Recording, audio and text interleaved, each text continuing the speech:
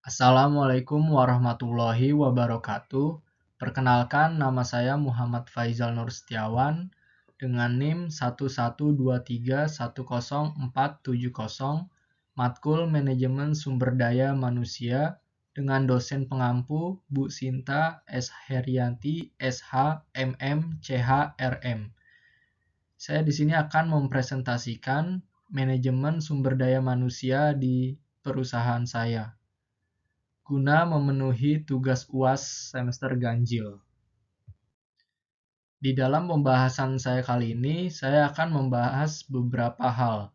Yang pertama yaitu perencanaan sumber daya manusia, yang kedua job description and job requirement, yang ketiga bentuk pelatihan dan pengembangan karyawan, yang keempat pengukuran kinerja karyawan, dan yang terakhir kompensasi atau gaji dan tunjangan dan welfare atau asuransi dan kesejahteraan lainnya. Pertama-tama saya akan membahas perencanaan sumber daya manusia di perusahaan saya.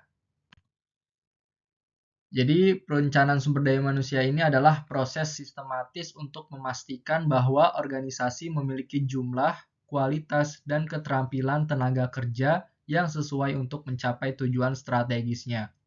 Proses ini melibatkan identifikasi kebutuhan tenaga kerja di masa depan, analisis terhadap tenaga kerja yang ada, serta pengembangan strategi untuk memenuhi kebutuhan tersebut melalui rekrutmen, pelatihan, pengembangan, dan pengelolaan tenaga kerja. Tujuan utama dari perencanaan sumber daya manusia ini adalah untuk mengoptimalkan penggunaan sumber daya manusia, mengatasi kekurangan atau surplus tenaga kerja, serta meningkatkan efektivitas organisasi. Dan ini proses perencanaan sumber daya manusia di perusahaan saya. Yang pertama yaitu MP-NEED atau kebutuhan karyawan. Yaitu user melakukan penghitungan dan analisa kebutuhan karyawan di bagiannya masing-masing. Dan yang bertanggung jawab di sini adalah user, yang biasanya itu supervisor di bagian masing-masing. Lalu selanjutnya ada mutasi atau rotasi.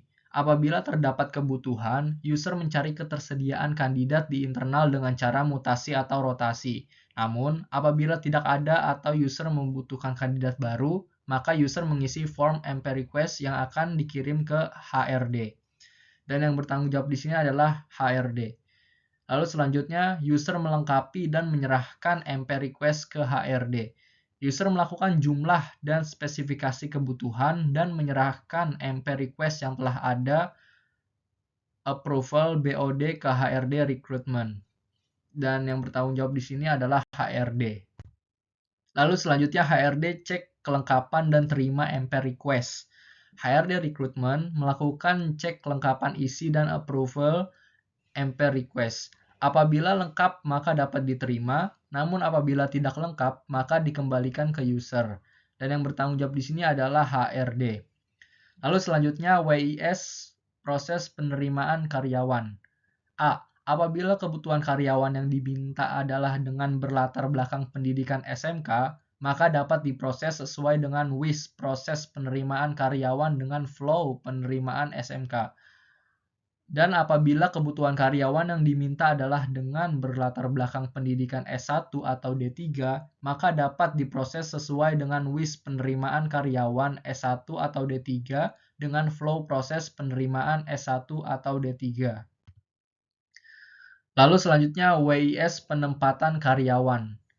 Setelah dilakukan proses penerimaan SMK, dilakukan proses penempatan karyawan sesuai WIS penempatan karyawan SMK dengan flow penempatan SMK.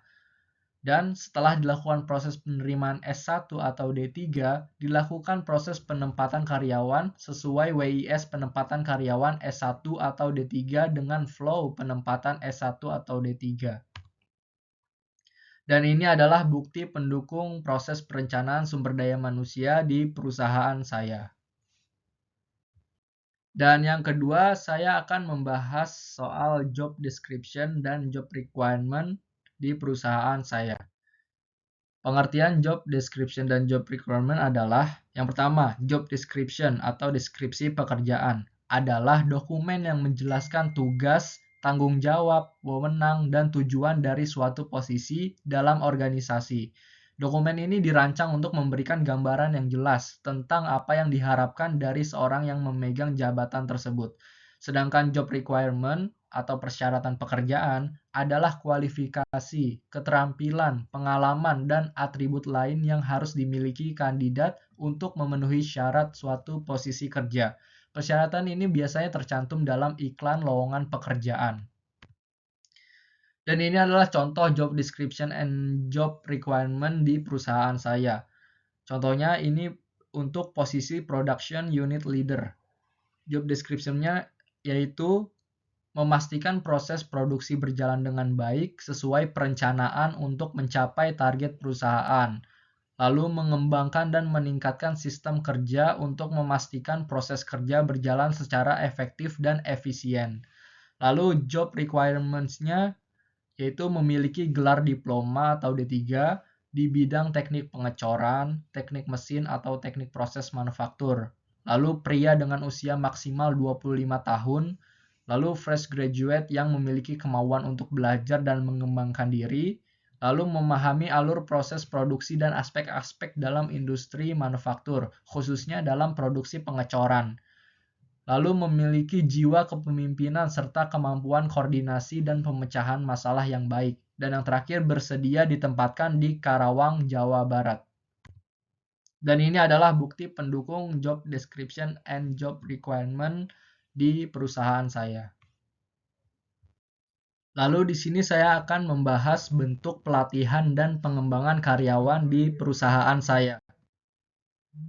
Di sini ada 7 tahapan pelatihan dan pengembangan karyawan baru. Yang di hari pertama yaitu HR training menjelaskan tentang company rule dan company value dan culture. Atau aturan perusahaan, value perusahaan, dan budaya perusahaan. Di situ terdiri dari atau trainingnya itu terdiri dari aturan-aturan latihannya seperti apa, aturan-aturan perusahaan seperti apa, dan profil tentang perusahaan itu seperti apa, dan mentalitas dasar atau basic mentality. Dan di hari kedua yaitu HR training menjelaskan tentang safety dan plan tour atau tour di perusahaan. Di aktivitas di hari kedua yaitu ada latihan atau senam. Yang pertama. Dan yang kedua, HR training menjelaskan soal basic safety atau dasar-dasar safety. Lalu yang ketiga yaitu field trip atau keliling perusahaan untuk mengenalkan tentang bagian-bagian atau departemen di perusahaan. Lalu ada kegiatan safety dojo. Jadi ada ruangan yang bernama safety dojo. Di ruangan itu HR training mengajarkan dan menjelaskan kepada karyawan baru tentang aktivitas-aktivitas atau do and don'ts terkait safety. Lalu di hari ketiga, HR training menjelaskan tentang 5S, environment, dan ATSG. Di dalam aktivitas tersebut, yaitu ada senam, terus IT System Socialization, atau sosialisasi tentang IT. Dan yang ketiga ada 5S, dan yang terakhir ada LK3. Di hari keempat, HR training menjelaskan soal quality. Di dalam kegiatannya yaitu ada senam, lalu dasar-dasar quality yang berupa teori, lalu dasar-dasar quality yang berupa praktek. Lalu di hari kelima, HR training menjelaskan soal motivasi dan sosialisasi. Di dalam kegiatan tersebut, HR training menjelaskan soal motivasi, terus ada sosialisasi dari DKM di perusahaan, lalu selanjutnya ada sosialisasi dari serikat kerja atau serikat pekerja, lalu yang terakhir ada edukasi soal kesehatan yang dijelaskan oleh dokter yang bekerja di perusahaan saya. Dan yang terakhir, atau minggu kedua sampai minggu keempat itu OJT atau on the job training. Di sana karyawan baru dijelaskan atau diperkenalkan dengan lingkungan perusahaan. Dan di situ ada aktivitas-aktivitas yang berupa safety area kerja, 5S, standar kerja, lalu yang terakhir itu observasi dan on the job training. Dan ini adalah bukti pendukung pelatihan dan pengembangan karyawan di perusahaan saya. Lalu saya akan membahas tentang pengukuran kinerja karyawan di perusahaan saya. Jadi pengukuran kinerja karyawan adalah proses sistematis untuk mengevaluasi sejauh mana seorang karyawan melaksanakan tugas dan tanggung jawabnya sesuai dengan standar dan tujuan yang telah ditetapkan oleh organisasi. Pengukuran ini bertujuan untuk mengetahui efektivitas, efisiensi, dan produktivitas karyawan, serta mengidentifikasi area yang perlu ditingkatkan. Selain itu, pengukuran kinerja sering digunakan untuk mendukung pengambilan keputusan terkait penghargaan, pelatihan, promosi, atau tindakan perbaikan. Pengukuran kinerja dapat mencakup berbagai aspek, seperti kualitas pekerjaan, kuantitas output, kepatuhan terhadap jadwal, kemampuan kerjasama, inovasi, dan kehadiran. Proses ini sering dilakukan melalui metode formal seperti evaluasi kinerja tahunan, umpan balik 360 derajat, atau Key Performance Indicator atau KPI. Dan ini adalah contoh flow pengukuran kinerja karyawan di perusahaan saya. Yang pertama yaitu menentukan tujuan pengukuran kinerja, yaitu memastikan pengukuran kinerja bertujuan untuk mendukung strategi perusahaan, meningkatkan produktivitas, dan mengembangkan karyawan. Lalu tujuan dapat mencakup pencapaian target produksi, kualitas produk, efisiensi waktu kerja, dan pengurangan tingkat kecacatan produk. Lalu selanjutnya yaitu menetapkan indikator kinerja utama atau Key Performance Indicator atau KPI. Menentukan KPI yang relevan berdasarkan posisi atau departemen karyawan, misalnya di bagian operator produksi yaitu jumlah unit yang diproduksi dan tingkat kecacatan produk. Di bagian supervisor yaitu pemenuhan target shift produksi dan manajemen tim.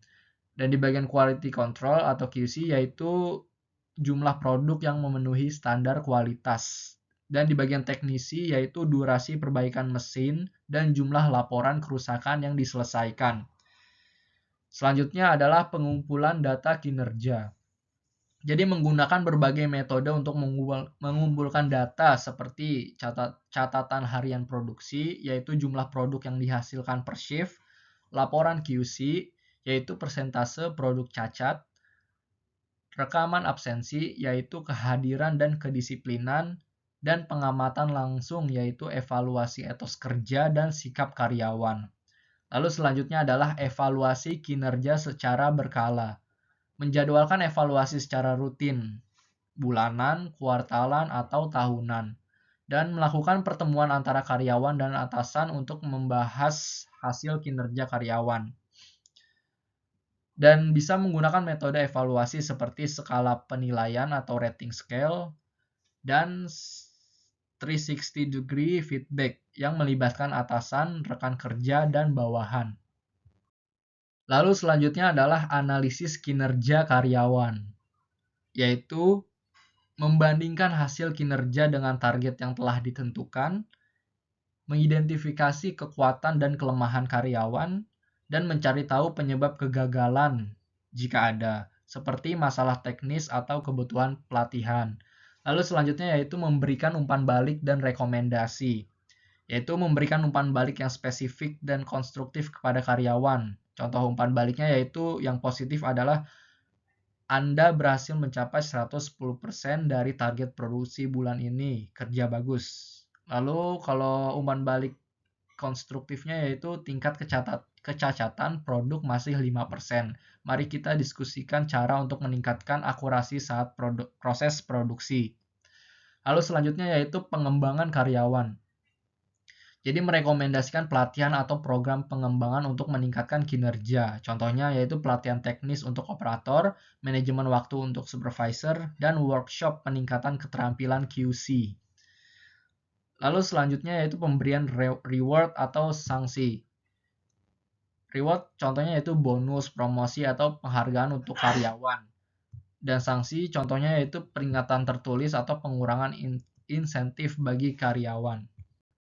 Dan ini adalah bukti pendukung pengukuran kinerja karyawan di perusahaan saya. Lalu di sini saya akan menjelaskan soal kompensasi yang berupa gaji dan tunjangan, dan welfare yang berupa asuransi dan kesejahteraan lainnya di perusahaan saya. Jadi kompensasi adalah seluruh bentuk penghargaan yang diberikan perusahaan kepada karyawan atas kontribusi atau jasa yang telah mereka berikan dalam mencapai tujuan organisasi. Kompensasi dapat berupa kompensasi finansial langsung seperti gaji pokok, bonus atau insentif, serta kompensasi tidak langsung seperti tunjangan, misalnya tunjangan transportasi, kesehatan, atau makan. Lalu welfare adalah program kesejahteraan tambahan yang diberikan perusahaan untuk meningkatkan kualitas hidup karyawan.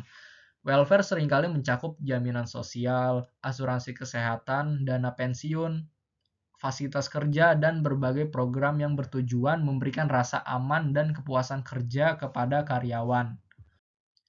Jadi di sini saya akan membahas gaji pokok dan kenaikan gaji di perusahaan saya. Yang pertama, penetapan gaji pokok didasarkan atas golongan pekerja yang sesuai dengan struktur gaji perusahaan. Yang kedua, besarnya minimum dan maksimum masing-masing tingkatan gaji pokok ditetapkan dalam ketentuan tersendiri dan akan ditinjau setiap tahun dengan berpedoman pada besarnya kenaikan gaji secara umum di perusahaan. Yang ketiga, yaitu kenaikan gaji diberikan menurut ketentuan sebagai berikut. Yang pertama yaitu kenaikan gaji diberikan setahun sekali pada setiap bulan Januari. Yang kedua, besarnya kenaikan gaji didasarkan dari prestasi kerja dan inflasi. Yang ketiga, jika terjadi force majeure, maka perusahaan dan serikat pekerja akan membicarakan jalan keluarnya. Dan yang terakhir yaitu kenaikan gaji karena promosi diberikan kepada pekerja yang mendapatkan promosi. Lalu di sini saya akan menjelaskan tunjangan dan insentif di perusahaan saya. Yang pertama yaitu fasilitas bus jemputan. Jadi perusahaan menyediakan fasilitas bus jemputan dari titik-titik penjemputan ke perusahaan dan sebaliknya. Yang kedua, titik-titik penjemputan akan diatur dan ditentukan dalam ketentuan tersendiri sesuai dengan kebutuhan dan kondisi yang ada. Lalu bantuan transportasi. Jadi perusahaan memberikan bantuan transportasi dari rumah menuju titik jemput. Lalu yang ketiga, tunjangan jabatan. Jadi perusahaan memberikan tunjangan jabatan kepada pekerja yang mempunyai jabatan berdasarkan tingkat jabatan yang ada. Besaran tunjangan sesuai dengan SK direksi. Lalu perusahaan memberikan fasilitas makan. Jadi fasilitas makan hanya diberikan kepada pekerja yang hadir bekerja sebanyak 1 kali setiap hari di luar kerja lembur. Perusahaan memenuhi dan melakukan penyesuaian besaran fasilitas makan, mengikuti rekomendasi dari tim catering untuk memenuhi kalori dan gizi seimbang karyawan. Lalu bagi pekerja yang bekerja lembur lebih dari 3 jam, diberikan 1 kali fasilitas makan. Jadi dalam sehari, pekerja dapat 2 kali fasilitas makan, ditambah jam lembur. Lalu bila karena sesuatu hal yang menyebabkan perusahaan tidak dapat menyediakan fasilitas makanan, maka perusahaan wajib memberikan makanan pengganti di jam atau jam makan sesuai aturan yang berlaku. Lalu dalam hal pekerja dinas luar, maka pekerja tersebut diberikan tunjangan makan yang besarnya diatur dalam ketentuan sendiri. Lalu selanjutnya yaitu tunjangan insentif kehadiran. Jadi dalam rangka meningkatkan motivasi pekerja, maka perusahaan memberikan tunjangan insentif kehadiran untuk pekerja tetap dengan absensi 0 atau kehadiran 100% dan tidak termasuk izin atau terlambat dengan besaran nilai diatur dalam SK direksi. Lalu selanjutnya yaitu tunjangan hari raya atau THR, yaitu perusahaan memberikan tunjangan hari raya kepada pekerja sesuai ketentuan yang berlaku. Dan bagi pekerja yang sudah bekerja sekurang-kurangnya 12 bulan pada hari keagamaan, kepada perusahaan memberikan tunjangan hari raya sebesar 1 bulan upah gaji pokok dan tunjangan tetap. Tapi bagi pekerja yang belum mencapai masa kerja 1 bulan pada hari raya keagamaan, perusahaan tidak memberikan tunjangan hari raya keagamaan. Dan bagi pekerja yang belum mencapai kerja 12 bulan pada hari raya keagamaan, Perusahaan memberikan tunjangan hari raya secara proporsional sesuai dengan bulan masa kerjanya. Lalu selanjutnya perawatan di rumah sakit, yaitu perusahaan mengusahakan biaya perawatan di rumah sakit bagi pekerja dengan mengikut sertakan pekerja dan keluarganya pada asuransi kesehatan yang ditunjukkan oleh perusahaan. Dan biaya-biaya yang tercakup dalam biaya perawatan rumah sakit dan kelas perawatan akan diatur tersendiri sesuai dengan ayat 1 di atas.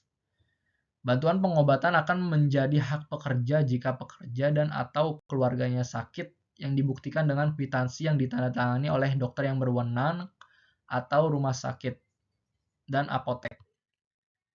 Lalu selanjutnya adalah BPJS Ketenagakerjaan, yaitu perusahaan mendaftarkan atau memasukkan semua pekerja menjadi peserta BPJS Ketenagakerjaan sesuai dengan peraturan perundang-undangan yang berlaku. Dan iuran bulanan untuk keikutsertaan pekerja dalam BPJS Ketenagakerjaan sesuai dengan peraturan perundang-undangan yang berlaku. Dan ini adalah bukti pendukung kompensasi dan welfare di perusahaan saya. Itu saja yang bisa saya sampaikan. Jika ada kesalahan atau kekurangan dalam perkataan saya mohon maaf yang sebesar-besarnya. Terima kasih.